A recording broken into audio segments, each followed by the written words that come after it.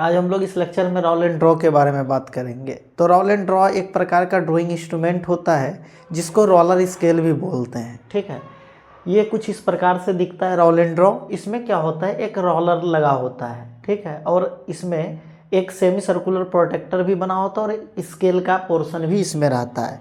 इसका उपयोग हम लोग पैरेलल लाइन के ड्रॉ करने के लिए, या परपेंडिकुलर लाइन ड्रॉ करने के लिए, या लाइन ड्रॉ करने के लिए, या एंगल मेजर या एंगल ड्रॉ करने के लिए हम लोग इसका उपयोग करते हैं। तो यहाँ पे इस पोर्शन में एक रोलर लगा होता है, यहाँ पे सेमी सर्कुलर प्रोटेक्टर बना होता है, ये वाला पोर्शन पे स्केलिंग किया रहता है जो कि स्केल का काम करता है। ठीक है, तो चलिए इसके बारे में यही बात यहाँ पे लिखे हुए हैं कि यह प्लास्टिक का बना होता है। जनरली यह किसका बना होता है, प्लास्टिक का बना होता है। इसे रोलर स्केल भी कहा जाता है। क्यों रोलर स्केल कहते हैं इसको, क्योंकि ये रोल करता है। जब इसको आप यहाँ पे एक रोलर लगा होता है, इसको रोल करके आप डिफरेंट जगह पे आप पैरेलल लाइन ड्रॉ कर सकते हैं। तो मेनली ये रोल होने के कारण ही इसे रोलर स्केल भी कहते हैं। ठीक है, ये रोल होता है फिर हम लोग रोल कर करके ड्रॉ करते हैं। ठीक है, इसलिए इसे रोलर स्केल भी कहा जाता है। उसके बाद इस इंस्ट्रूमेंट का उपयोग समांतर रेखा, पैरेलल लाइन, लंबवत रेखा, परपेंडिकुलर लाइन या कोण के माप या खींचने के लिए करते हैं। ड्रॉ एंड मेजरमेंट ऑफ कह सकते हैं कि angle lines, parallel lines, perpendicular lines. ठीक है, इसके लिए हम किसका उपयोग करते हैं, रोल एंड ड्रॉ का उपयोग करते हैं। ये भी इंस्ट्रूमेंट इंजीनियरिंग ड्राइंग के लिए इम्पोर्टेंट इंस्ट्रूमेंट है। ठीक है, जहाँ पे हम लोग फ्री हैंड स्केचिंग के थ्रू ग्राफिकल रिप्रेजेंटेशन करते हैं, वहाँ भी रोलर स्केल का बहुत ज़्यादा उपयोग किया जाता है। तो ध्यान रखिएगा रोलर स्केल क्या होता है। अगला इंस्ट्रूमेंट आपके सामने है क्लिनोग्राफ। तो अगला इंस्ट्रूमेंट क्या है आपका, क्लिनोग्राफ। क्लिनोग्राफ कुछ इस प्रकार का इंस्ट्रूमेंट होता है, आप यहाँ पे देख सकते हैं। ठीक है, यह जो होता है ये एक प्रकार का एडजस्टेबल सेट स्क्वायर होता है। यह क्या होता है, एक प्रकार का एडजस्टेबल सेट स्क्वायर होता है। इसका उपयोग हम लोग समांतर रेखा खींचने के लिए करते हैं। यह एक प्रकार का, ध्यान रखिएगा, क्या होता है, एडजस्टेबल सेट स्क्वायर होता है। इसका उपयोग हम लोग समांतर रेखा खींचने के लिए करते हैं। इसमें क्या होता है कि दो भुजा जो होता है ये 90 डिग्री पे फिक्स होता है। इसका दो भुजा क्या होता है, 90 डिग्री पे फिक्स होता है। और जो लेफ्ट भुजा होता है इसके अंदर, ये हम लोग अपने उपयोग के आधार पर डिफरेंट एंगल पे सेट करके हम लोग पैरेलल लाइन ड्रॉ कर सकते हैं, इंक्लाइंड पैरेलल लाइन ड्रॉ कर सकते हैं। इसको डिफरेंट एंगल पे रख के हम लोग क्या कर सकते हैं, इसका उपयोग इंक्लाइंड पैरेलल लाइन ड्रॉ करने के लिए कर सकते हैं। तो ध्यान रखिएगा कि क्लिनोग्राफ क्या होता है, आपको पूछ सकता है कि क्लिनोग्राफ क्या होता है। तो क्लिनोग्राफ एडजस्टेबल सेट स्क्वायर होता है। क्लिनोग्राफ क्या होता है, एडजस्टेबल सेट स्क्वायर होता है। इसका उपयोग हम लोग कहाँ करते हैं, इंक्लाइंड पैरेलल लाइन को ड्रॉ करने के लिए हम लोग क्लिनोग्राफ का उपयोग करते हैं। वही बात यहाँ पे लिखे हुए हैं कि यह एक प्रकार का समायोजित एडजस्टेबल, समायोजित का इंग्लिश एडजस्टेबल होता है। समायोजित एडजस्टेबल जिसको बोलते हैं सेट स्क्वायर होता है, जिसका उपयोग झुकाव पर समांतर लाइन खींचने के लिए करते हैं। ये बहुत इंपॉर्टेंट पॉइंट है कि आपको पूछ सकता है कि झुकाव पर समांतर लाइन खींचने के लिए निम्न में से किस ड्राइंग इंस्ट्रूमेंट का उपयोग करते हैं। तो ध्यान रखिएगा क्लिनोग्राफ। तो क्लिनोग्राफ एक ऐसा ड्राइंग इंस्ट्रूमेंट होता है जिसका की उपयोग हम लोग इंक्लाइंड पैरेलल लाइन ड्रॉ करने के लिए करते हैं। कोई दिक्कत यहाँ तक में, चलिए आगे कह रहा है कि इसकी दो भुजाएं समकोण पर, देखिए इसकी ये जो दो भुजाएं हैं, ये दो भुजाएं कहाँ होता है, समकोण पे रहता है। ठीक है, इसकी दो भुजाएं समकोण पर होता है तथा अन्य भुजाएं उपयोग के आधार पर अलग अलग कोण पर सेट किया जाता है। उसका जो ये अन्य भुजाएं हैं इसको अलग अलग एंगल पे सेट करके हम लोग इंक्लाइंड पैरेलल लाइन ड्रॉ कर लेते हैं। कोई दिक्कत इस दोनों इंस्ट्रूमेंट में। फिर आगे आप लोग इसको नोट कीजिए, फिर आगे कुछ और इंस्ट्रूमेंट बच गया है। इस लेक्चर में हम लोग ड्राइंग के जितने भी इंस्ट्रूमेंट है टोटल कंप्लीट करेंगे। 2-3 और रह गया है छोटा छोटा इंस्ट्रूमेंट। चलिए इसको नोट कीजिए, फिर हम लोग अगला इंस्ट्रूमेंट को देखेंगे।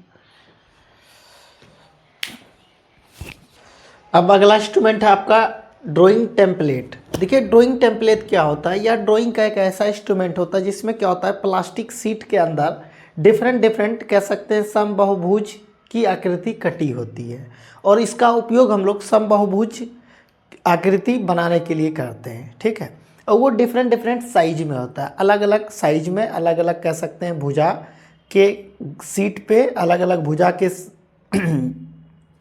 कह सकते हैं कि अलग अलग भुजा के आधार पर सीट पर कटा हुआ होता है। अगर सर्कल है तो सर्कल का अलग अलग डायमीटर का कटा रहेगा, स्क्वायर है तो अलग अलग भुजा का स्क्वायर कटा रहेगा, आयत है तो अलग अलग भुजा का आयत कटा रहेगा।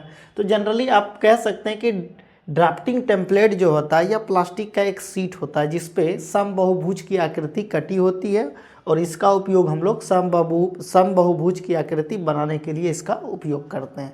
तो यहाँ पे आप देख सकते हैं हमने ड्राफ्टिंग टेम्पलेट लिया है एग्जाम्पल के तौर पे, जिसमें देखिए सर्कल भी डिफरेंट साइज में कटा हुआ है, स्क्वायर भी अलग अलग साइज में कटा हुआ है, रेक्टेंगल भी अलग अलग साइज में कटा हुआ है। उसी प्रकार से यहाँ भी एक दूसरा टेम्पलेट लिए हैं, 2 टेम्पलेट हम लोग यहाँ पे दिखाए हुए हैं।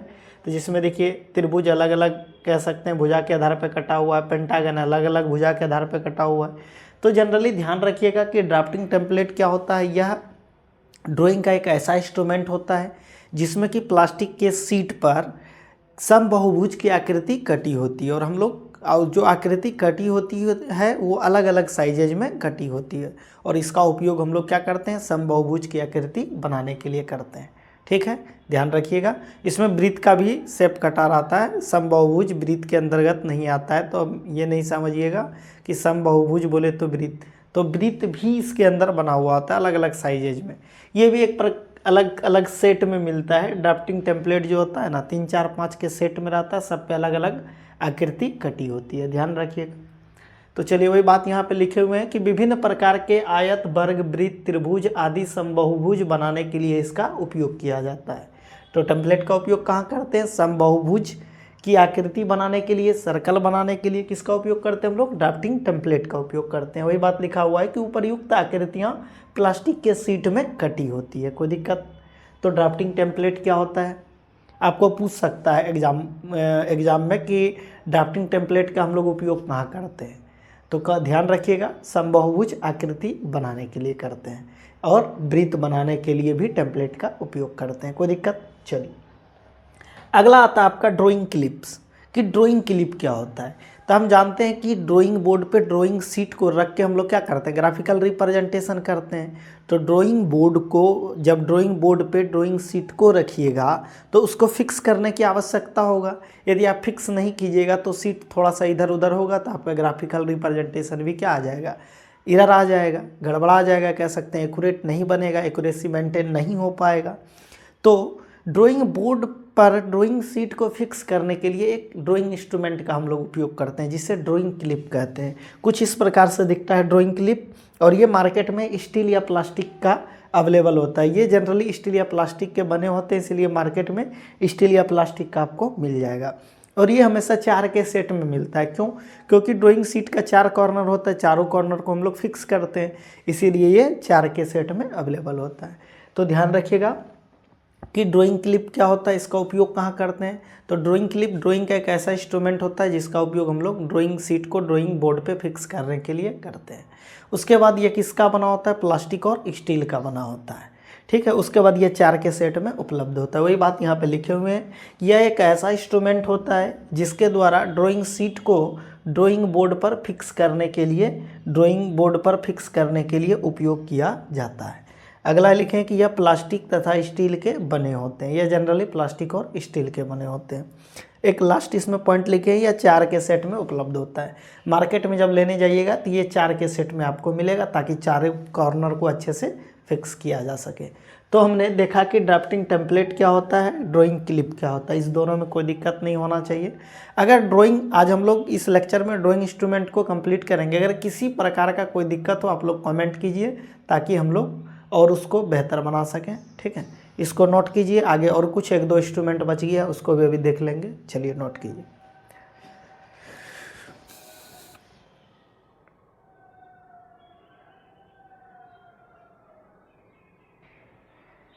अब हम लोग अगला इंस्ट्रूमेंट कटर की बात करेंगे। तो जनरली जानते हैं हम लोग कटर का उपयोग बचपन से करते हुए आए हैं। तो पेंसिल को क्या करने के लिए, शार्प बनाने के लिए कह सकते हैं हम लोग।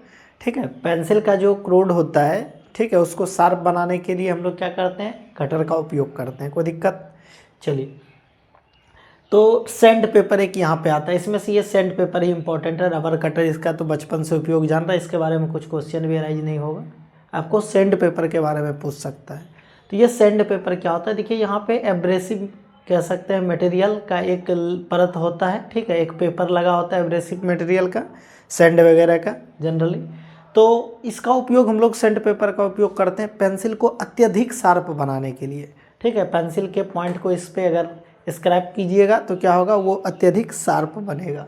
तो आपको पूछ सकता है कि सैंड पेपर का उपयोग क्यों करते हैं। तो पेंसिल को अत्यधिक शार्प बनाने के लिए हम लोग क्या करते हैं, सैंड पेपर का उपयोग करते हैं। और जनरली 0 नंबर के सैंड पेपर का उपयोग पेंसिल को शार्प बनाने के लिए किया जाता है। ये भी बात बहुत इंपॉर्टेंट है, ध्यान रखिएगा कि किस नंबर के सैंड पेपर का उपयोग पेंसिल को शार्प बनाने के लिए किया जाता है। तो 0 नंबर के सैंड पेपर का उपयोग पेंसिल को शार्प बनाने के लिए किया जाता है। कोई दिक्कत? चलिए, तो वही बात यहाँ पे लिखे हुए हैं, एक बार देख लीजिए फिर से।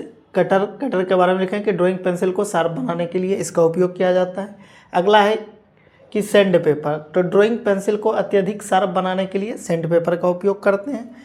ये बात ध्यान रखिएगा, अत्यधिक शार्प बनाने के लिए इसका उपयोग करते हैं। ठीक है, उसके बाद प्रायः 0 नंबर, ये बहुत इंपॉर्टेंट लाइन है, बहुत इंपॉर्टेंट पॉइंट है, यहाँ से रह सकता है क्वेश्चन, कि 0 नंबर के सैंड पेपर का उपयोग पेंसिल को शार्प बनाने के लिए किया जाता है। ध्यान रखिएगा कि 0 नंबर के सैंड पेपर का उपयोग पेंसिल को शार्प बनाने के लिए किया जाता है। अगला, उसके बाद रबर और इरेजर, ये भी जानिए ना। आप गलत लाइन ड्रॉ कर लीजिएगा तो क्या कीजिएगा, आप इरेजर या रबर से क्या कीजिएगा, उसको मिटाइएगा। लेकिन जनरली इंजीनियरिंग ड्राइंग में इससे बचना, इसके उपयोग से बचना है आपको।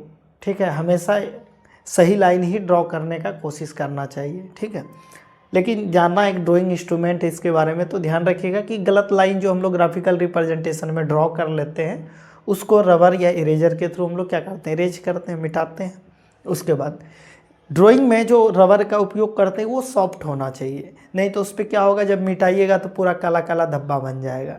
ठीक है, तो ध्यान रखिएगा कि ड्राइंग में जो उपयोग करते हैं सॉफ्ट रबर का उपयोग करते हैं, और इसका उपयोग कहाँ करते हैं, गलत लाइन को या गलत ग्राफिकल रिप्रेजेंटेशन को मिटाने के लिए करते हैं। कोई दिक्कत? तो इतना बात ध्यान रखिएगा। यहाँ पे आपका ड्राइंग इंस्ट्रूमेंट कंप्लीट होता है। हम लोग अगले लेक्चर में line, types of line, solid, types of solid, polyhedra solid, solid axis of revolution के जितने एग्जाम्पल हैं सबको कवर करेंगे। मेनली यहाँ पे इस लेक्चर में हम लोग जितना ड्राइंग इंस्ट्रूमेंट था लगभग आपका कंप्लीट हो गया। आप लोग अच्छे से नोट करते जाइए। हम टोटल जो इंजीनियरिंग ड्राइंग का सिलेबस आपका रेलवे LPCVT 2 के लिए सबको कंप्लीट करा देंगे। ठीक है, आप लोग सिलसिलेवार तरीक़ा से जैसे हम पढ़ा रहे हैं एक नोट्स बनाते चलिए। ठीक है, और किसी प्रकार का कोई दिक्कत हो इंजीनियरिंग ड्राइंग में तो ज़रूर आप लोग वीडियो के नीचे जो कमेंट सेक्शन वहाँ पे कमेंट कीजिए, ताकि हम उसको देखें और बेहतर कंटेंट देने का आपको कोशिश करें। ठीक है, थैंक यू फॉर वाचिंग। आप लोग हमारे चैनल को लाइक तथा सब्सक्राइब करें और अपने दोस्तों के बीच शेयर करें। Thank you.